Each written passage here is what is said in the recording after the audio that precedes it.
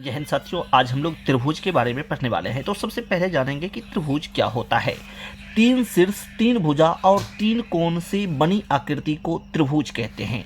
त्रिभुज किसे कहते हैं? तो तीन शीर्ष, तीन भुजा और तीन कोण से बनी आकृति को त्रिभुज कहते हैं, जैसे कि आपके ये डायग्राम में दिख रहा होगा। ठीक है, देखिए ये त्रिभुज है जिसमें तीन शीर्ष, तीन कोण और तीन भुजा दिख रहा है। ठीक है, चलिए आगे बढ़ते हैं और आगे त्रिभुज के कुछ प्रॉपर्टीज को हम लोग समझते हैं। ठीक है, नेक्स्ट देखिए, त्रिभुज जो होता है वह त्रिभुज के तीनों अंतः कोणों का योग 180 डिग्री होता है और तीनों बाह्य कोणों का योग जो है वह 360 डिग्री होता है।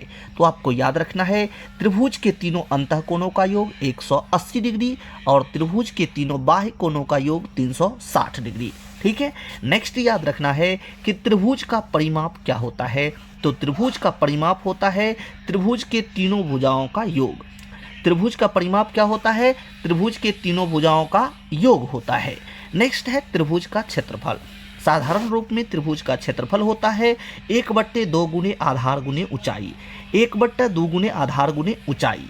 नेक्स्ट है अर्ध परिमाप। अर्ध परिमाप जो होता है वह परिमाप का आधा होता है। तो अर्ध परिमाप बराबर क्या हो जाएगा? परिमाप बट्टे 2 हो जाएगा।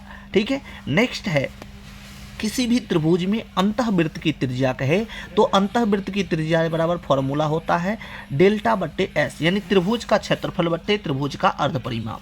नेक्स्ट है बाह्यवृत्त की त्रिज्या। तो बाह्यवृत्त की त्रिज्या होती है ABC बट्टे 4 डेल्टा, यानी त्रिभुज के तीनों भुजाओं का गुणनफल बट्टे 4 इंटू त्रिभुज का क्षेत्रफल।